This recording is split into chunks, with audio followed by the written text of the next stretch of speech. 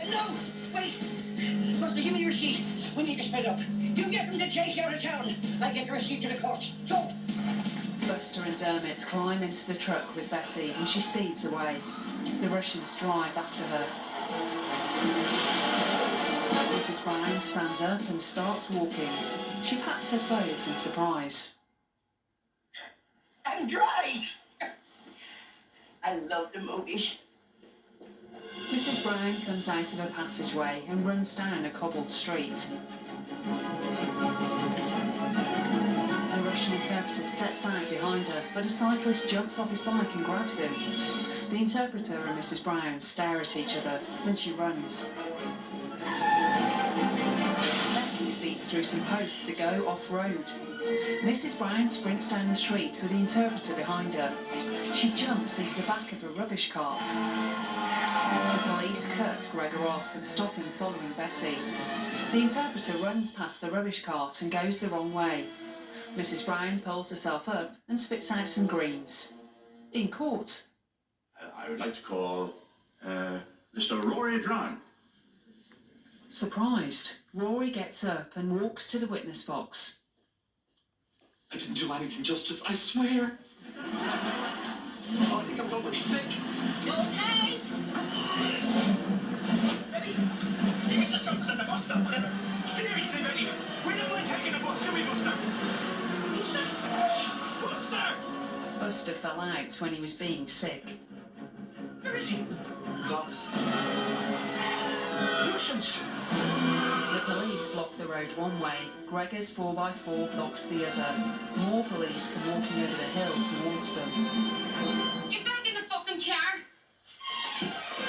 In town, the interpreter runs through a shopping arcade and grabs someone who looks like Mrs. Brown. But it's a young man. Mrs. Brown's going down on a travelator above them. When she spots him, she starts trying to run up it, but her dress gets caught and tears. Mrs. Brown manages to pull herself free. The interpreter finds a piece of her dress. Shit. And I said, oh, there's an awful smell off that. And he said, if you think that's bad... Look what I have here in my hand. Yeah. Or something like that. Justice, I believe that the evidence we've been waiting for has arrived. Mrs. Brown hands the slip of paper over and the judge reads it.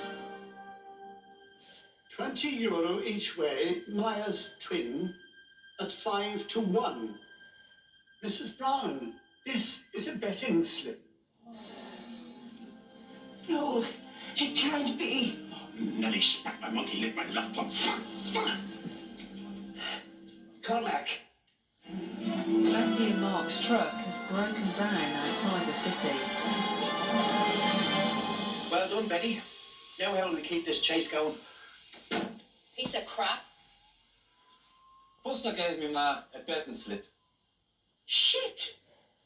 Now we have to find Buster and get the receipt to the court. Not by car. The cops have every road blocked. Now what'll we do? Dermo! Hello, Silver!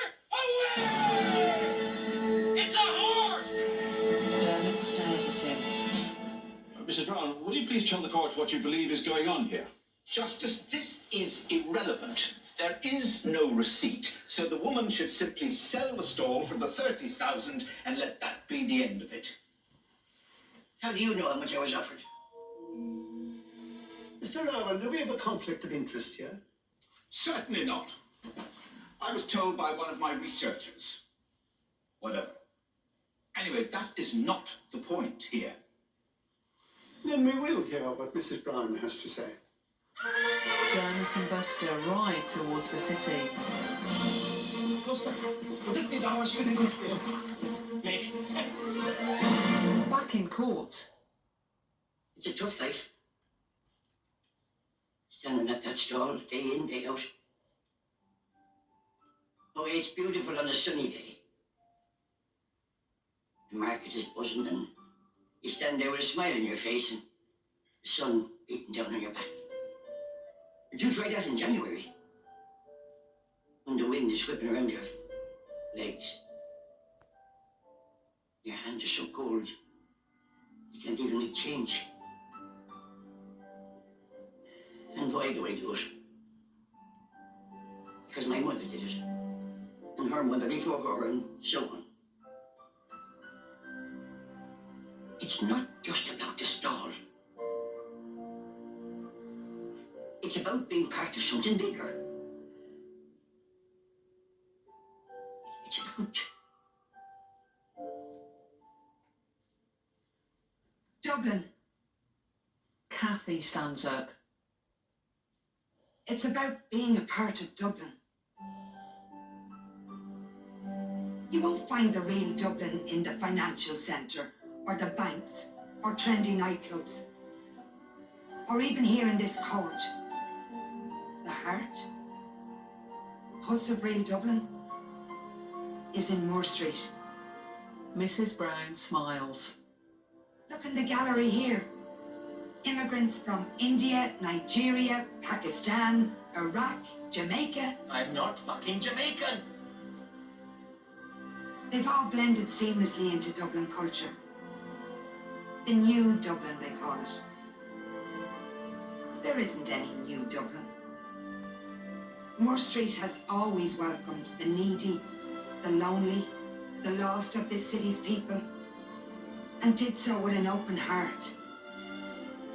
It doesn't matter who you are, you will be welcomed in Moore Street. It's something my mother is very proud of, and something I will be proud of when it's my turn. When I take over the family stall from my mother. Mrs. Brown watches her emotionally.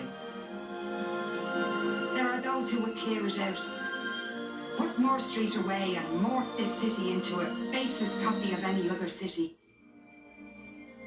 But they can't. And they won't. Because we won't let them. Kathy smiles at her. We are Moore Street, and we are going nowhere. Kathy sits down as the court erupts in applause.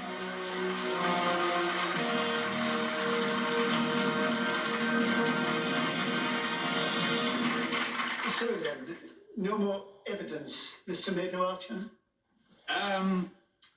He stands up hesitantly and looks at the closed doors behind him. No, Justice. Dermot and Buster arrive outside, but police are guarding the gates. We're screwed. No, we're not. Hold on, Dermot. They run towards a police car and the horse jumps over it.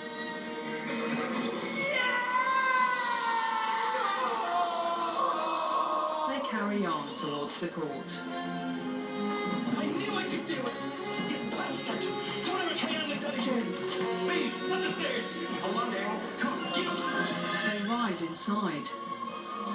We have it. They're in the dining room. The justice that tried Buster for stealing a horse glances up from her soup. Hello, Buster. Justice Dickey. Back down the stairs, on the right. Thank you. Despite the assertion of Mrs. Brown that this debt has been settled, there is no evidence to prove this. So then, in the matter of the Revenue Department versus Mrs. Agnes Brown, Buster and Dermot ride in. What is this? It's the cavalry. Or clowns. Justice, here's the receipt. It's in Braille. is there anyone in court who reads Braille? Don't fucking look at me. I read Braille. A man sitting beside the clerk takes the receipt. Everyone waits anxiously while he reads it, then passes it up to the justice. The court finds in favour of Mrs. Brown. Mrs. Brown and Kathy run outside arm in arm, waving their fists in the air. Everyone else comes out behind them. A line of police hold the press back on the steps. Erwin tries to sneak off, but the three Russians stop him and take him away.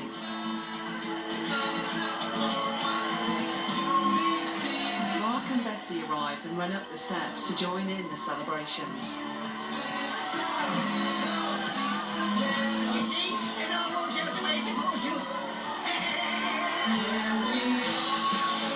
Everyone stands on the steps, facing forwards and waving their arms back and forth in the air.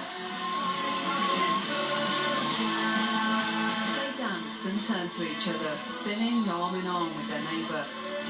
Now, moving backwards and over the film crew, who were also dancing.